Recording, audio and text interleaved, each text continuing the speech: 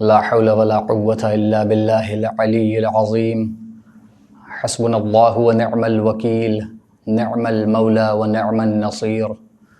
أعوذ بالله من الشيطان اللعين الرجيم بسم الله الرحمن الرحيم الحمد لله رب العالمين والصلاة والسلام على محمد وآله الطاهرين واللعنة على أعدائهم أجمعين من الآن إلى قيام يوم الدين أما بعد فقد قال الله تعالى في القرآن الكريم بسم الله الرحمن الرحيم ونفس وما سواها فألهمها فجورها وتقواها قد أفلح من زكاها وقد خاب من دساها صدق الله العلي العظيم۔ ناظرین کرام، چینل ون کی طرف سے منعقدہ اس عشرہ مجالس کی پہلی مجلس میں آپ کی خدمت میں حاضر ہوا ہوں۔ ان 10 مجلسوں میں انشاءاللہ جو ہمارا موضوع رہے گا وہ خود سازی اور سیلف ریفارمیشن ہے۔ انشاءاللہ ان 10 مجلسوں میں ہم خود سازی اور سیلف ریفارمیشن کے موضوع کے تحت 10 الگ الگ موضوعات پر آپ کے سامنے اپنے مطالب کو پیش کریں گے۔ ہماری یہ کوشش رہے گی کہ ان مجلسوں میں اردو زبان کے ساتھ ساتھ انگلش میں بھی بعض مطالب بیان کیے جائیں، اس لیے کہ ہمارے اس ملک ہندوستان میں بھی موجود آج کا جو جوان ہے اس کو اردو کے ساتھ ساتھ انگلش زبان سے بھی شغف ہے، اور اس کے ساتھ ساتھ انڈین سب کانٹیننٹ میں سے تعلق رکھنے والے بہت سے افراد جو باہر کے ممالک میں ہیں اور ون ٹی وی سے جڑے ہوئے ہیں، ون ٹی وی پر پروگرامز کو دیکھتے ہیں، ان کے لیے بھی ہم نے یہ خیال رکھا کہ ہم اردو زبان کے ساتھ ساتھ بعض مطالب انگریزی زبان میں بھی بیان کریں، بعض انگریزی الفاظ کا استعمال کریں تاکہ جو ہمارے مطالب ہیں ان کے اذہان عالیہ تک بآسانی پہنچ جائیں۔ صلوات بر محمد و آل محمد اللہم صلی علی محمد۔ آج جس موضوع پہ بات کرنی ہے اس کا خودسازی سے بہت گہرا تعلق ہے۔ یہ موضوع ہے کہ انسان گناہ سے کیسے اپنے آپ کو بچا سکے، اس لیے کہ خداوند متعال ہم سے ہماری خلقت کا مقصد جو بیان کر رہا ہے وہ قرآن مجید میں وما خلقت الجن والانس الا لیعبدون ہے، کہ ہم نے میں نے جن و انس کو نہیں خلق کیا مگر یہ کہ وہ میری عبادت کرے۔ اور اللہ کی عبادت احادیث معصومین علیہم السلام کی روشنی میں ممکن ہی نہیں ہے کہ جب تک اس کی معرفت حاصل نہ کر لی جائے، اور اس کی معرفت میں انسان جتنا آگے بڑھے گا اتنا ہی زیادہ اللہ کی عبادت کرے گا۔ عبادت کا جو اصل مفہوم ہے وہ یہ ہے کہ اللہ کی اطاعت کی جائے، جو اللہ کہے اسے مانا جائے، جس چیز سے اللہ روک دے اس سے رک جایا جائے۔ گویا اپنی خودی کو مار کے بس خدا کو اپنے اندر جگہ دینی ہے اپنے قلب میں، اور خدا کو ماننا ہے اور بس خدا کی ماننی ہے۔ اسی لیے عبادت کی جو ابتدا ہے، یا یہ کہ عبادت کے راستے میں انسان کو جو تکامل حاصل ہوتا ہے، جو پرفیکشن حاصل ہوتا ہے، وہ اس طرح سے ہوتا ہے کہ وہ اپنے آپ کو گناہوں سے دور رکھے۔ یقیناً ایک انسان اگر اپنے آپ کو 5 وقت خدا کے سامنے حاضر کر رہا ہے، نماز فجر سے لے کے نماز عشاء تک 5 وقت اللہ کے سامنے حاضر ہو رہا ہے، مگر اپنے آپ کو گناہوں سے دور نہیں رکھ پا رہا ہے، وہ جھوٹ بھی بولتا ہے، وہ غیبت بھی کرتا ہے، وہ ایسے بھی کاموں کو انجام دیتا ہے کہ جس کو شریعت نے حرام جانا ہے، یہاں تک کہ بعض موقعوں پر وہ کام کے جو مکروہ ہیں ان کو بھی انجام دیتا ہے، تو پھر ایسے انسان کے جو نمازیں ہیں انہیں اٹھک بیٹھک تو کہا جا سکتا ہے، لیکن ان کو ہم عبادت نہیں کہہ سکتے۔ Because if we are getting closer to Allah and if we want to get closer to Allah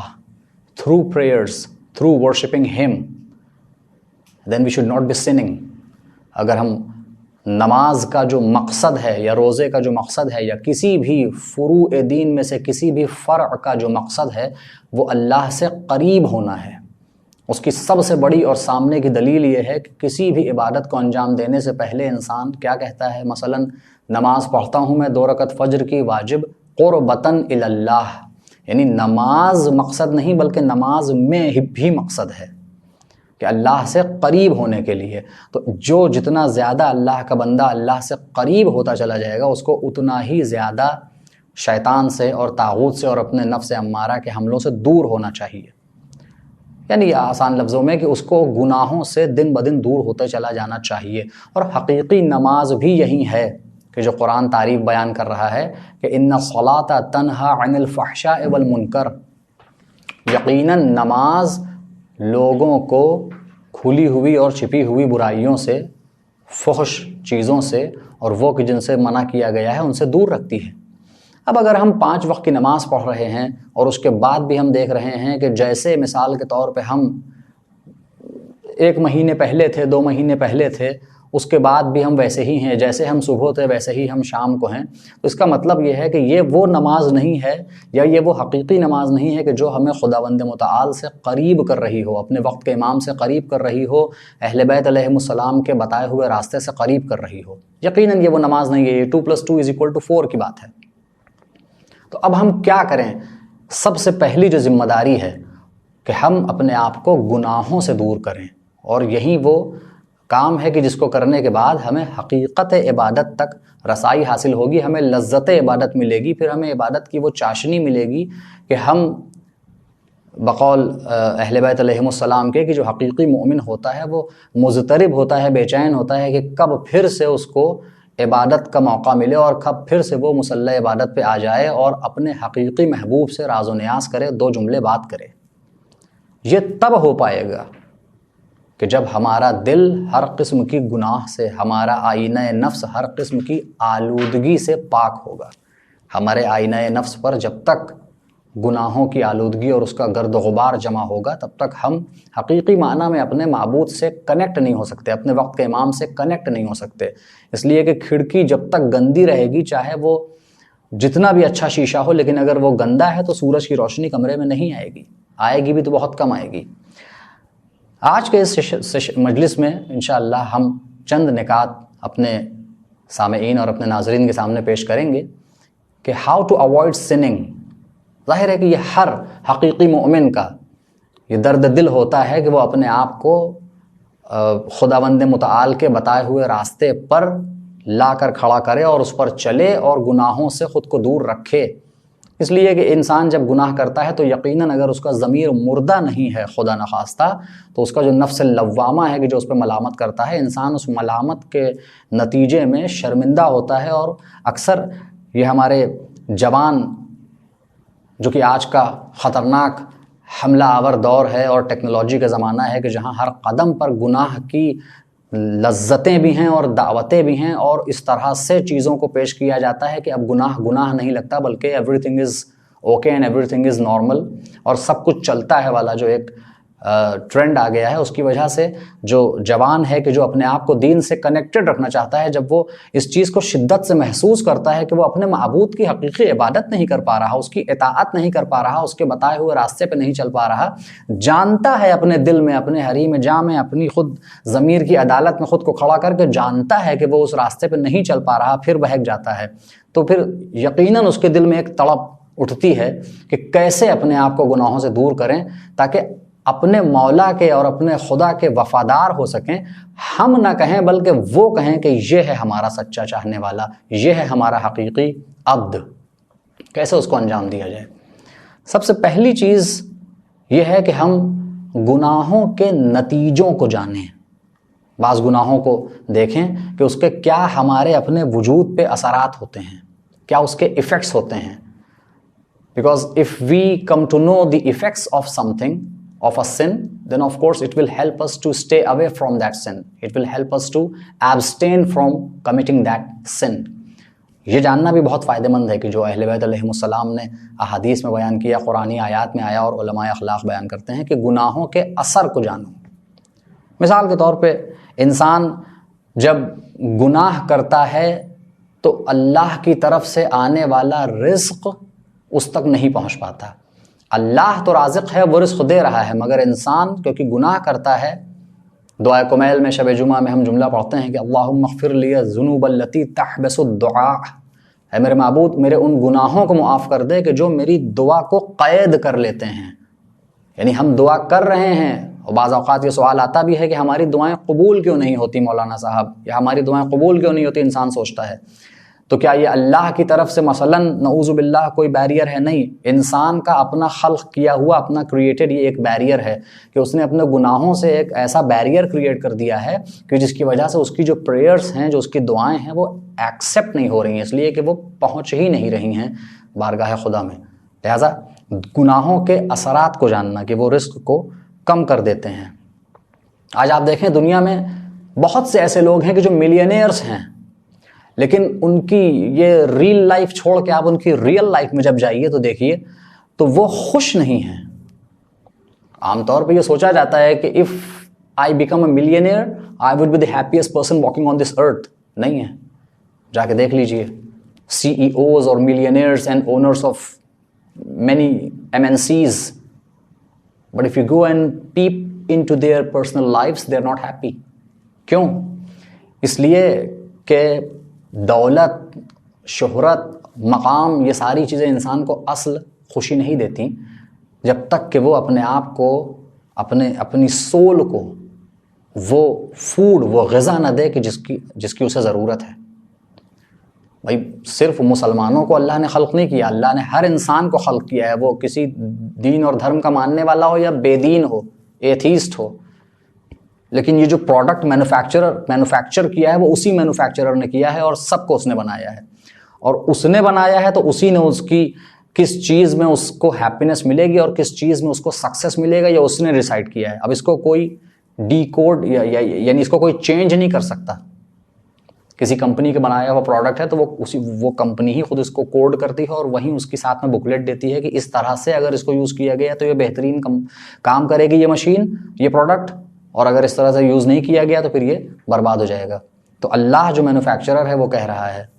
کہ اگر تم اپنی اس دنیا میں رہتے ہوئے ہم سے ڈسکنیکٹ ہو گئے گناہوں کے ذریعے تو پھر تم کو ریئل ہیپینس نہیں ملے گی. یہی وجہ ہے کہ جو میں نے بات کہی کہ ملینئرز کی بھی لائف میں جا کے آپ دیکھ لیجیے وہ خوش نہیں ہے. کیوں؟ کیونکہ وہ گناہوں میں غرق ہیں, وہ شراب و کباب میں غرق ہیں, وہ آنکھوں کے ذریعے جو حرام کام کیے جاتے ہیں ان میں غرق ہیں, ان کے تعلقات جائز نہیں ہیں, ان کے ریلیشن شپس جائز نہیں ہیں, انلیجٹمیٹ ریلیشن شپس ہیں, ان کی زندگی اس طرح سے نہیں جی جا رہی ہے کہ جیسے کہ اس دنیا کے بعد بھی کوئی دنیا ہے. وہ اسی دنیا کو اپنی بگننگ اور اینڈ سمجھ بیٹھے ہیں. ظاہر سی بات ہے کہ اس طرح کی زندگی کبھی بھی انسان کو خوشی نہیں دے سکتی ہے. آج اگر ہم اپنی زندگی میں دیکھیں تو جو بہت سے ہمارے زندگی میں جو مصیبتیں ہیں وہ ہمارے گناہوں کا نتیجہ ہے. خداوند متعال قرآن میں فرما رہا ہے کہ وما اصابکم من مصیبت فبما کسبت ایدیکم ویعفو عن کثیر, کہ تم تک کوئی مصیبت آتی ہی نہیں مگر یہ کہ اس کی وجہ سے کہ جو تمہارے ہاتھوں نے کمایا ہے, جو تم نے کام انجام دیے, انہی کی وجہ سے یہ نتیجہ ہے کہ تم پر مصیبتیں آ رہی ہیں. تو گناہوں کا ایک نتیجہ یہ بھی ہوتا ہے کہ انسان مصیبتوں میں, بلاؤں میں گھرتا ہے. گناہوں کی وجہ سے اکثر یہ بھی ہوتا ہے کہ اللہ نے جو ایک روز معین کیا تھا انسان کی موت کا, ان دنوں میں کمی آ جاتی ہے گناہوں کی وجہ سے. اور آپ آج دیکھ لیں کہ پہلے کے مقابلے میں آج زیادہ دکھ رہا ہے کہ لوگ جوانی میں مر رہے ہیں. اور خود حضرت علی علیہ السلام ایک مقام پہ فرماتے ہیں کہ اکثر ایسا ہوتا ہے کہ لوگ اپنے گناہوں کی وجہ سے اللہ کی طرف سے جو مقدر عمر ہے, کیونکہ وہ اس میں چینجز آ سکتے ہیں, لہٰذا وہ گناہوں کی وجہ سے اپنی عمروں کو کم کر لیتے ہیں.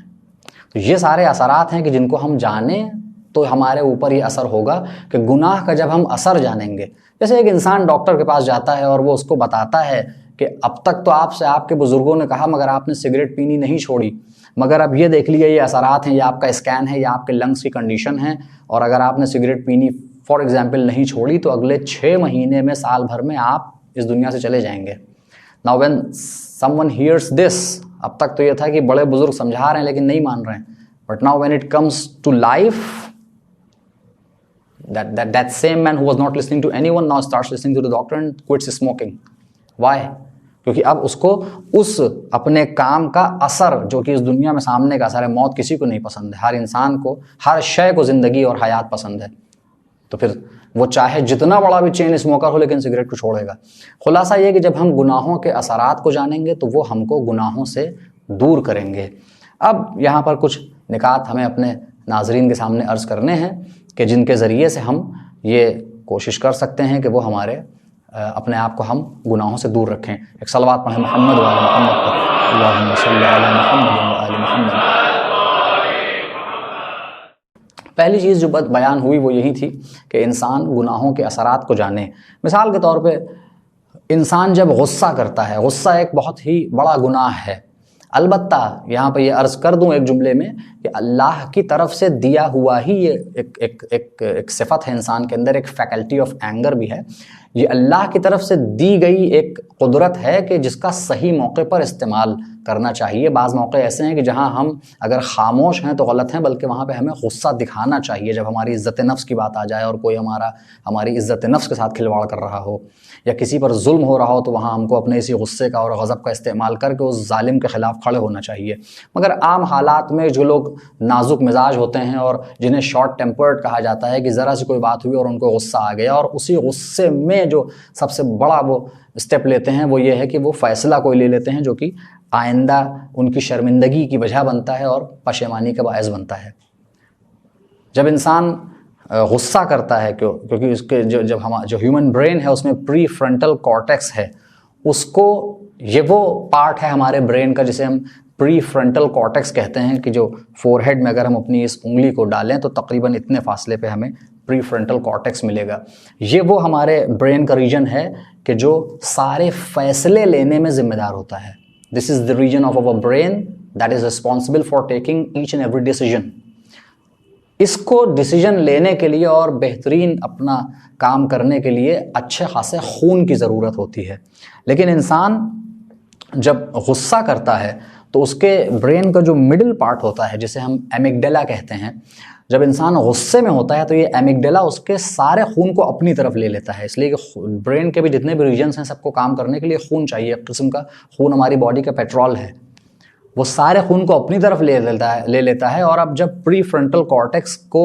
خون کی کمی ہوتی ہے تو ظاہر ہے کہ اس موقع پر جو صحیح فیصلہ لینا چاہیے وہ نہیں لے سکتا انسان، کیونکہ وہ پارٹ آپ کا صحیح کام ہی نہیں کر سکتا، اس لیے کہ اس کو اتنا خون نہیں مل رہا ہے۔ سارا خون ایمگڈیلا نے لے لیا کیونکہ وہ غصے میں ایکٹیو ہو جاتا ہے، اور اسی میں انسان آپ نے اپنی زندگی اٹھا لیجیے، کسی کی بھی زندگی اٹھا لیجیے کہ غصے میں جب فیصلہ کرتا ہے انسان تو کچھ نہ کچھ تباہی آتی ہے اور بعد میں سوائے پچھتانے کا اور کچھ نہیں رہتا۔ یہ وجہ ہے کہ اہل بیت علیہ السلام نے بیان بھی کیا ہے کہ غصے میں کوئی فیصلہ نہ کرو اور بے انتہا خوش ہو جاؤ تو کسی سے کوئی وعدہ نہ کرو، بلکہ جب نارمل ہو جاؤ تو کوئی فیصلہ کرو یا وعدہ کرو۔ ایک مثال آپ کے سامنے پیش کی کہ جب غصے کا انسان کے اوپر یہ اثر ہوتا ہے، یہ اثر انسان جب سمجھ لے گا تو پھر وہ دھیرے دھیرے یہ کوشش کرے گا کہ اپنے آپ کو غصے اور غیظ و غضب کی حالت سے دور رکھے۔ ایک بات یہاں پر اور عرض کر دی جائے کہ جیسے ایک گناہ ہے کہ انسان بہت زیادہ اس دنیا سے محبت کرنے لگے، اس طرح سے کہ اسی دنیا کا اسیر ہو کے رہ جائے اور میٹیریلسٹک لائف جینے لگے اور اسپریچویلٹی کی طرف بالکل بھی فوکس نہ ہو، تو یہ انسان کی عقل کو کم کر دیتا ہے۔ The more you are inclined towards materialistic life, the lesser your intelligence becomes۔ یہ آزمائی ہوئی بات ہے اور یہ حدیث اہل بیت علیہ السلام میں بھی بیان ہوا، لہٰذا حب دنیا سے بھی دور رہا جائے۔ یہ دنیا وہی جگہ ہے کہ جو آخرت کی کھیتی ہے، یہ دنیا وہی جگہ ہے کہ جہاں پہ حضرت آدم سے لے کے حضرت خاتم اور تمام ائمہ اہل بیت علیہم السلام سب آئے، لیکن اس دنیا میں رہنا ہے، اس دنیا کو اپنے اندر نہیں آنے دینا ہے۔ یہ بالکل ویسے ہی ہے کہ جیسے انسان کشتی پانی میں چلا رہا ہے، جب تک کشتی پانی میں ہے تب تک امن میں ہے، امان میں ہے انسان، لیکن جب پانی کشتی میں آ گیا تو پھر اب تباہی ہے۔ ویسے ہی ہم جب تک اس دنیا میں ہیں، اس very good, this is the very place to earn whatever you need for your آخرہ، لیکن یہ دنیا جس دن ہمارے اندر آ گئی اس دن ہم ڈوب جائیں گے۔ دوسری بات یہ ہے کہ انسان کو کوشش یہ کرنی چاہیے، اگر ہمارا جوان یہ چاہتا ہے اور یہی وہ ایام ہیں، یہ ایام ازا، یہ 2 مہینہ 8 دن، یہ اپنے اندر انقلاب پیدا کرنے کے ایام ہیں۔ انقلاب امام حسین علیہ السلام کا ایک جو اثر ہماری زندگیوں میں ہونا چاہیے، اور یہ جو 2 مہینے 8 دن ہیں، اس میں یہ ہونا چاہیے کہ 29 یا 30 ذی الحجہ کو جو سرمدی رضوی میں تھا، اگر 11 محرم کو یا مثلاً 8 ربیع الاول کو اگر میں وہیں سرمدی رضوی ہوں تو میں نے کچھ بھی کیا ہو عزاداری نہیں کی ہے۔ اب یہ ظاہر ہے کہ بعض جملے تھوڑا سخت ہو جاتے ہیں، لیکن میں نے اسی لیے اس کو اپنے اوپر رکھ کے کہا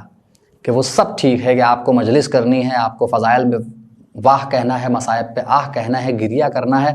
وہ کسی کی اوقات نہیں ہے کہ کوئی بیٹھ کے کہہ سکے کہ کس کا عمل قبول ہوا اور کس کے عمل میں خلوص تھا، کیا تھا، اللہ جانے اور اللہ کا بندہ جانے۔ لیکن اسی اللہ نے انٹروسپیکشن کے لیے بھی کہا ہے۔ 7ویں امام کہتے ہیں کہ وہ ہم میں سے نہیں ہے کہ جو ہر روز اپنا محاسبہ نہ کرے، لیس منا من لم یحاسب نفسہ فی کل یوم۔ تو لہٰذا یہ جو 2.25 مہینے ہیں، یہ اپنی ذات میں انقلاب برپا کر دینے کا بہترین پیریڈ ہے، بہترین موقع ہے کہ انسان دیکھ لے کہ اس کی ذات میں کیا کیا کمیاں ہیں اور ان کو نوٹ کرو، اور اس کے بعد پھر وہ جب یہ 2.25 مہینے زبردست پریکٹس کرے، اپنے آپ کو ریسٹرین کرے، اپنے اندر ملکہ پیدا کرے، جتنی بھی اچھی صفات ہیں ان کو اپنے اندر ڈیولپ کرے، پریکٹس کرے، تاکہ ایک کامیاب انسان بن کے ان 2.25 مہینے کے پیریڈ سے نکلے۔ جو دوسرا پوائنٹ علماء بیان کرتے ہیں وہ یہ ہے کہ انسان اپنے آپ کو مشغول رکھے۔ انگلش میں بہت مشہور کہاوت بھی ہے کہ an empty mind is a devil's workshop، خالی دماغ شیطان کا گھر، اردو اور ہندی میں بھی کہا جاتا ہے کہ بہت زیادہ امکان گناہ کے پیدا ہوتے ہیں کہ جب انسان فالتو بیٹھا ہو۔ احادیث میں آیا، ایک حدیث قدسی ہے کہ جہاں پہ لفظ بغض آیا کہ اللہ بغض رکھتا ہے، یعنی نفرت کرتا ہے۔ اللہ detests a person who is idle, who is totally careless, who doesn't have anything to do۔ رسول خدا صلی اللہ علیہ وآلہ وسلم کے سامنے سے ایک خوبصورت جوان گزرا اور وہ اس کو اپنی طرف بلاتے ہیں اور کہتے ہیں کہ تمہاری شادی ہوئی؟ تو اس نے کہا کہ نہیں، میری شادی تو نہیں ہوئی۔ اور پوچھا کہ تم کرتے کیا ہو؟ تو کہا کہ nothing, I don't do anything۔ پس رسول خدا اس کی اس دونوں جوابوں کو سن کے اپنے اصحاب کے سامنے جو بیٹھے ہیں ان سے کہتے ہیں فَسَقَطَ مِنْ عَيْنِي، یہ جوان میری نگاہوں سے گر گیا۔ یعنی وہ رسول کے جو رحمت للعالمین ہیں، ساری دنیا کے لیے جتنے بھی عالم ہیں سب کے لیے رحمت بنا کے بھیجے گئے ہیں، وہ جب یہ بات کہہ دو تو سمجھیے کہ کس قدر اہمیت ہے اس کام کی کہ انسان خود کو مشغول رکھے، کوئی کام ہو اس کے پاس۔ انہوں نے کہا فسقط من عینی، یہ شخص اگرچہ خوبصورت خوبرو جوان تھا، نہ شادی شدہ ہے اور نہ کوئی کام کرتا ہے، یعنی بیکار ہیں۔ جو ہمارے آج کل کے سماج میں آپ دیکھ لیں کہ رات کے جب 11 اور 12 بج گئے اور سارا شہر سو رہا ہے تو ہمارے یہاں کے ماشاءاللہ پڑھے لکھے جوان دکانوں کے چبوترے پہ بیٹھ کے وہ مسائل ڈسکس کر رہے ہوتے ہیں کہ جو شاید فقہا کے بھی بس کی بات نہیں ہے، اور کوئی کام ہی نہیں ہے، قابلیت ہے۔ تو انسان اگر اپنے آپ کو گناہوں سے دور رکھنا چاہتا ہے تو اس کے لیے ایک بہت اچھا قدم یہ ہے، ایک بہت اچھا اسٹیپ یہ ہے کہ وہ خود کو بزی رکھے۔ اچھا، بزی رکھنے کا خالی یہاں پہ مطلب یہ نہیں کہ انسان جاب کرتا ہے 9 to 5 وہ بزی ہے، اس کے بعد وہ بیکار ہے۔ دین نے کہیں سے بھی اس چیز کو انٹرٹین نہیں کیا ہے یا کہیں سے ایکنالج نہیں کیا ہے کہ انسان کسی بھی 24 گھنٹے کے پیریڈ میں کوئی ایک پیریڈ ایسا ہو کہ جب وہ بیکار، یعنی تفریح کی جائے، آئیے وقت برباد کیا جائے۔ ہر وقت دین چاہتا ہے کہ آپ جو بھی کام کر رہے ہوں اس میں للہیت ہو، چاہے کرکٹ بھی کھیل رہے ہوں، چاہے ایک وقت کو آپ کچھ ایسی بھی ایکٹیویٹی کر رہے ہوں کہ جس سے آپ کا ذہن قوی ہو رہا ہو، لیکن وہ بھی للہیت، یعنی یہی کہ اللہ نے یہ جو ذہن دیا ہے اس کو قوی کرنے کے لیے، مثلا کوئی گیم کھیل رہے ہیں، کوئی کتاب پڑھ رہے ہیں اس سے قریب ہونے کے لیے، علم حاصل کرنے کے لیے، ہر چیز اللہ کے لیے۔ خالی 5 بار نماز کے لیے مصلی پہ آنا اللہ کے لیے نہیں ہے۔ تو انسان اپنے آپ کو مشغول رکھے۔ اگر وہ اپنے آپ کو خالی رکھتا ہے تو اس کا نتیجہ یہ ہوتا ہے کہ 4 لوگ بیٹھ کے پھر یہ کہیں گے کہ آؤ چلو غیبت کرتے ہیں، آؤ چلو کوئی بیہودہ بات کرتے ہیں، یا پھر یہ کہ آج کے دور کے حساب سے میں عرض کروں، جو اکثر میں اپنے جوانوں کے لیے عرض کرتا رہتا ہوں کہ سب سے بڑی جو آج کی بلا ہے وہ یہ موبائل فون ہے۔ You do not need to go anywhere. The whole world of sins is here inside this simple small device. اگرچہ اسی موبائل کا استعمال کر کے آپ قرآن بھی پڑھ سکتے ہیں، نہج البلاغہ بھی پڑھ سکتے ہیں، صحیفہ سجادیہ بھی پڑھ سکتے ہیں، مختلف ویب سائٹس پہ جا کر آرٹیکلز پڑھ سکتے ہیں، یوٹیوب کا استعمال کر کے علماء کے لیکچر سن سکتے ہیں، مجلسیں سن سکتے ہیں، وغیرہ وغیرہ، جو چاہیں کر سکتے ہیں. جو مثال دی جاتی ہے کہ چاقو سے سیب کاٹیے یا کسی کا گلا، تو یہ چاقو کی غلطی نہیں ہے، جس کے ہاتھ میں چاقو ہے اس کی غلطی ہے. This same mobile phone can help you get nearer to your Imam and to your Lord, and this same mobile phone can help you to get away from your Lord, to go far away from Sirat al-Mustaqim and from your Imam. ہمیں decide کرنا ہے انسان پری occupied رہے. اس کے لیے ایک اچھا طریقہ یہ ہے کہ انسان اپنے 24 گھنٹوں میں، جاب ہے مثلاً آپ کا بزنس ہے، وہاں پہ تو آپ کا ایک set amount of time spend ہوتا ہے، لیکن اس کے بعد ہماری کوشش یہ ہو کہ ہم جانتے ہوں کہ ہم یہ کام کریں گے، اس کے بعد یہ کام کریں گے، اس کے بعد یہ کام کریں گے، بیوی بچوں کو ٹائم دیں گے، پھر اپنا کچھ پڑھیں گے، کچھ لکھیں گے، جو بھی ہے، انسان بیکار نہ ہو. تیسری چیز جو انسان کو گناہ سے دور رکھنے میں مدد کرتی ہے اور اس کی خود سازی میں جو پہلا گاؤں میں اول جسے ہم کہیں پہلا قدم ہے، وہ یہ ہے کہ انسان یہ ایک بار غور کرے کہ وہ کس کے سامنے گناہ کر رہا ہے. آیت اللہ خمینی ایک جملہ کہا کرتے تھے جو مدرسوں کے سامنے لکھا بھی رہتا تھا، وہاں قم میں نے پڑھا کہ این عالم محضر خداست، در محضر خدا گناہ نکنید. یہ دنیا محضر خدا ہے، یعنی محضر وہ جگہ کہ جہاں آپ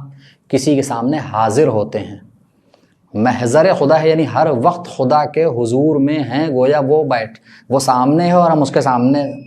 کھڑے ہیں، بیٹھے ہیں، اس کے سامنے حاضر ہیں. کیا ہو سکتا ہے کہ ہمارے کمرے میں مثلاً کوئی 2 سال کا بچہ بیٹھا ہو اور ہم کوئی گناہ انجام دے رہے ہوں کہ جو مثلاً انسان خلوت میں انجام دے سکتا ہے؟ اگر انسان کوئی ایسا کام کر بھی رہا ہو کہ جب تنہائی میں ہو اور 2 سال کا بچہ بھی آ جائے کمرے میں تو فوراً شرمندہ ہو کے رک جاتا ہے. گویا اللہ سے بھی زیادہ بڑا اس نے نعوذ باللہ اس 2 سال کے بچے کو بنا دیا. یا پلٹ کے کہوں کہ اس 2 سال کے بچے سے بھی چھوٹا اس کی نگاہوں میں اللہ ہے. خدا کو حاضر و ناظر جانتے ہوئے انسان کہیں بھی بیٹھا ہو گوشائے تنہائی میں کہ جہاں اس کی سانس کی بھی آواز اس کو صرف سنائی دے رہی، کوئی نہیں ہے اس کو دیکھنے والا، کوئی نہیں ہے اس کو سننے والا،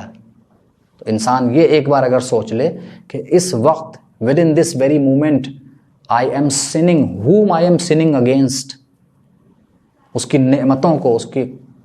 کے کرم کو،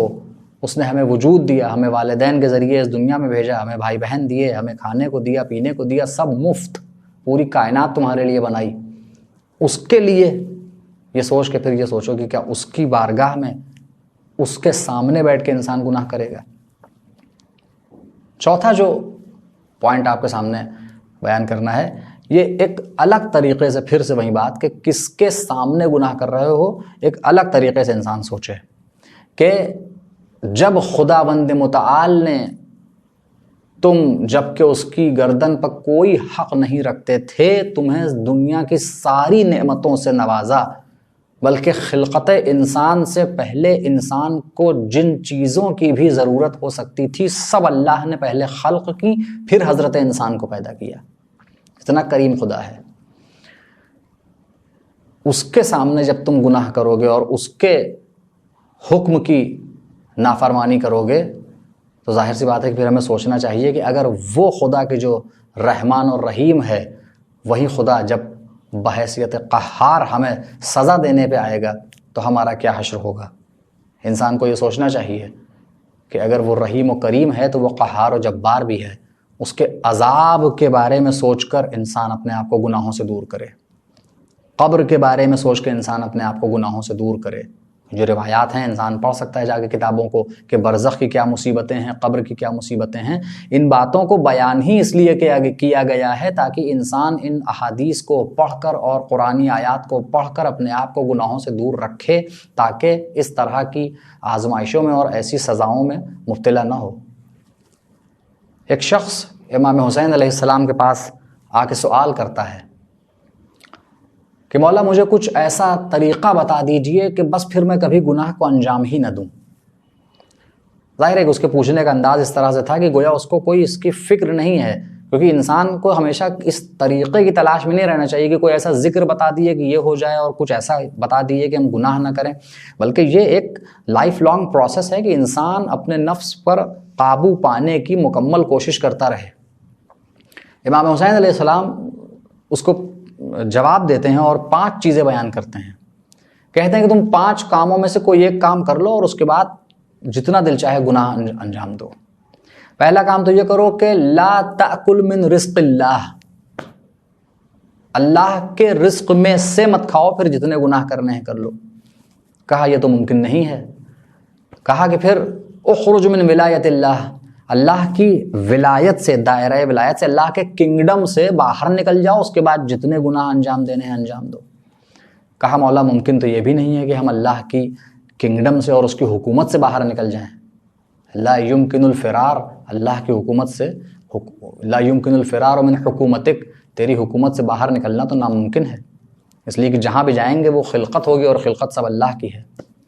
کہا کہ پھر یہ کرو کہ کوئی ایسی جگہ تلاش کر لو کہ جہاں تمہیں اللہ دیکھ نہ رہا ہو۔ کہا مولا یہ بھی ممکن نہیں ہے۔ کہا کہ پھر جب تمہاری روح قبض کرنے کے لیے ملک الموت آئے تو فرار کر جانا۔ کہا مولا یہ کیسے ممکن ہے کہ جب ملک الموت روح قبض کرنے آئے تو ہم فرار کر لیں، اس لیے کہ اللہ نے اسے قادر بنایا ہے اس بات پر کہ وہ ہماری روحوں کو قبض کر لے بغیر اس کے کہ وہ ہم سے اجازت لے۔ تو کہا کہ پھر یہ کرنا کہ جب تمہیں جہنم میں ملک ڈال رہے ہوں تو ان سے کہہ دینا کہ ہمیں جنت میں ڈال دو۔ پھر اس کا وہی جواب تھا کہ مولا اس پہ تو ہمیں قدرت نہیں ہے، اس لیے کہ جب ہم کو جہنم اور جنت کا فیصلہ ہو جائے گا تو جہاں کا فیصلہ ہوگا وہیں جانا ہے۔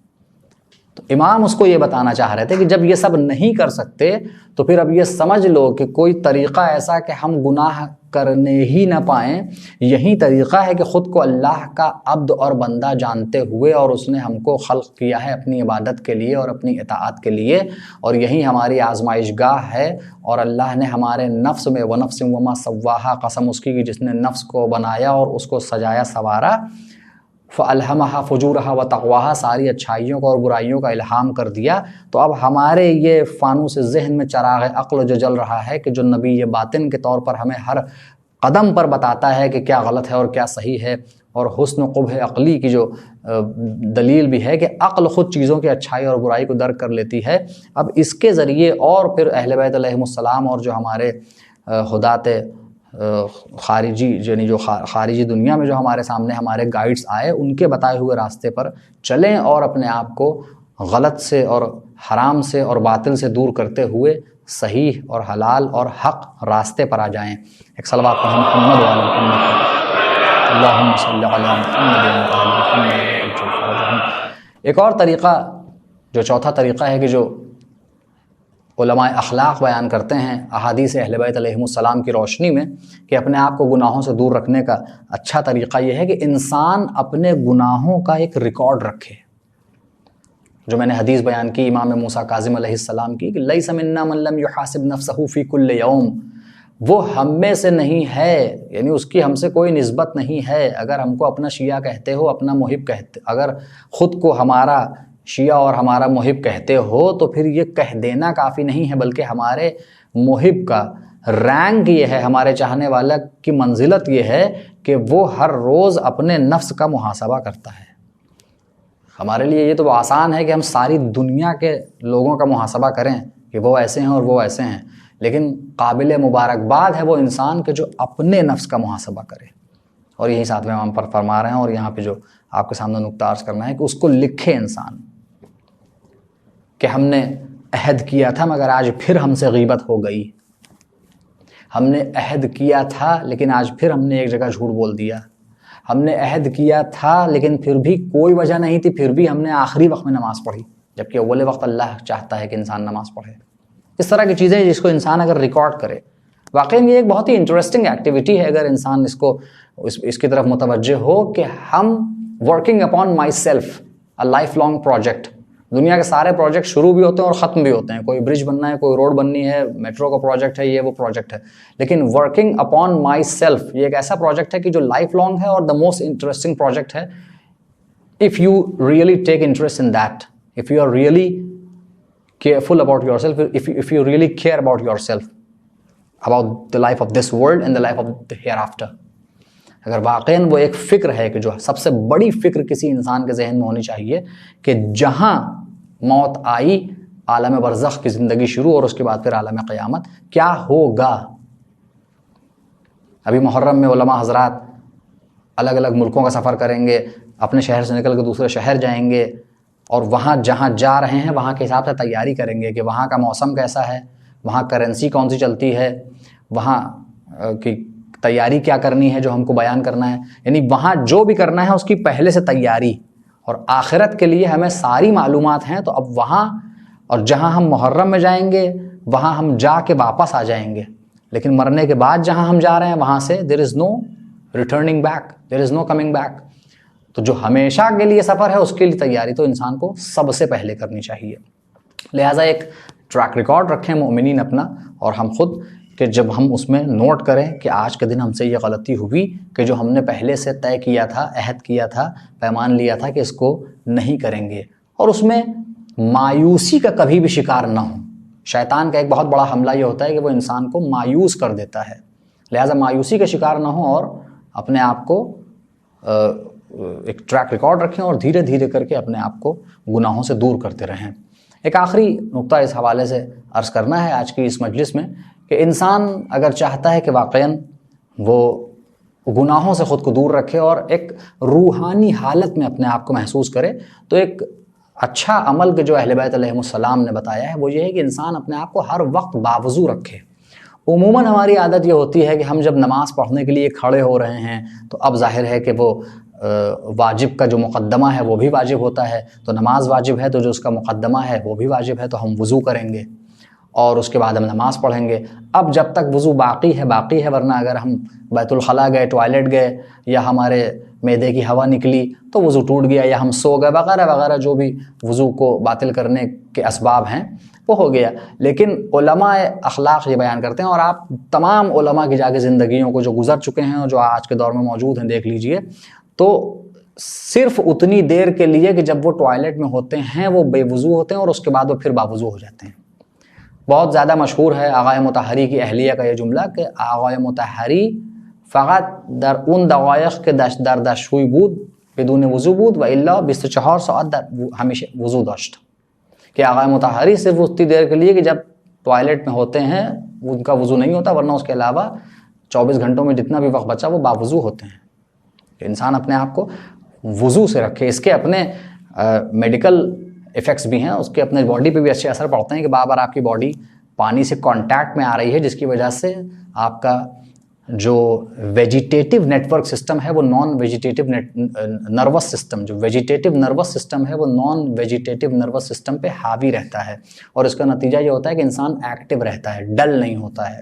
باقی اس کے اپنے روحانی اثرات ہیں کہ انسان جب باوضو رہتا ہے اور اسے اس بات کا خیال ہوتا ہے کہ ہم باوضو ہیں، تو ظاہر ہے کہ وہ ایک قرب محسوس کرتا ہے، ایک روحانیت اور ایک اسپریچویلٹی اپنے اندر محسوس کرتا ہے. احادیث میں آیا ہے کہ جو بھی انسان وضو کی حالت میں مرتا ہے وہ شہید مرتا ہے. اور دوسری ایک حدیث میں آیا کہ جو بغیر کسی ضرورت کے، یعنی ابھی کسی واجب نماز کا وقت نہیں آیا ہے لیکن تب بھی وضو کرے تو اللہ اس کے گناہوں کو معاف کر دیتا ہے جبکہ وہ استغفار بھی نہیں کر رہا ہے. من توضأ بغیر ضرورت غفر اللہ له ذنوبہ بغیر استغفار. کہ جو بغیر ضرورت کے وضو کرے، یعنی کوئی واجب نہیں تھا، نماز کے وقت نہیں آیا مگر وضو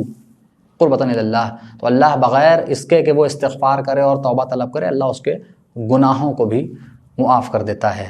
ہاں عزیزوں، آج کی یہ مجلس میں جو نکات بیان کرنے تھے آپ کے سامنے بیان ہوئے، یہ وہ ایام ہیں کہ جو غم کے ایام ہیں، اور ہم ان میں امام حسین علیہ السلام، آپ کے اہل بیت، آپ کے باوفا بھائی حضرت عباس علیہ السلام، آپ کی اولاد اور آپ کے باوفا اصحاب کو یاد کرتے ہیں. مقتل میں روایات لکھی ہوئی ہیں کہ امام حسین علیہ السلام جب حالات دگرگوں ہونے لگے، آپ پر حالات تنگ ہو گئے اور ایک وقت آیا کہ آپ کو مدینے سے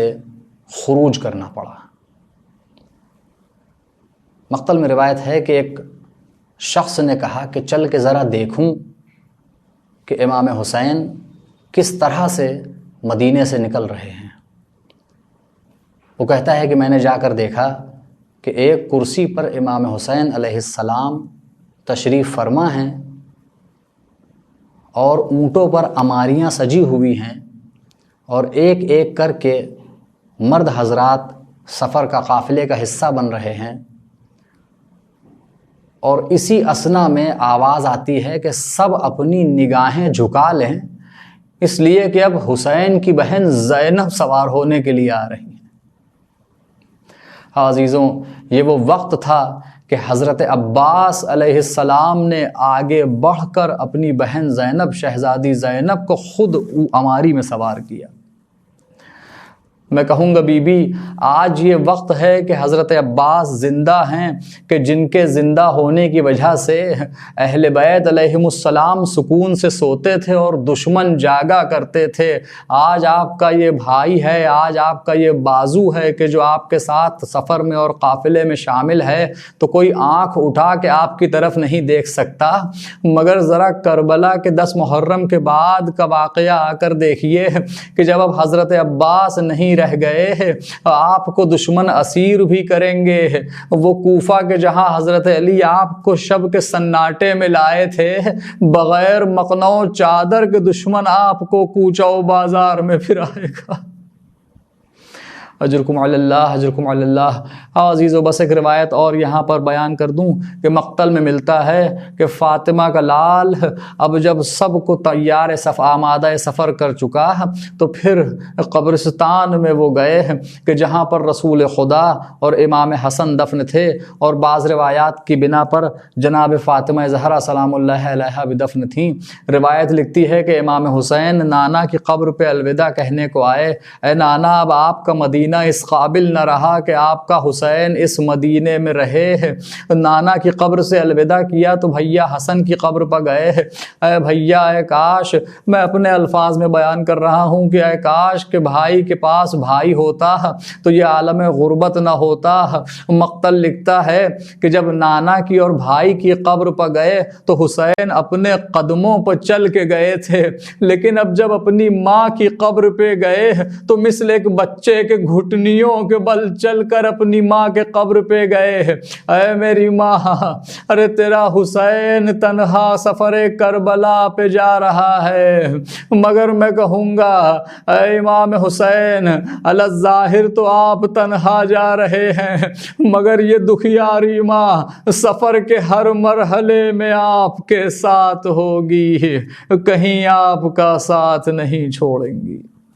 الا لعنت اللہ علی القوم الظالمین فسیعلم الذین ظلموا ای منقلب ینقلبون انا للہ و انا الیہ راجعون۔ اے میرے معبود، ہماری اس مختصر سی عزا کو قبول فرما۔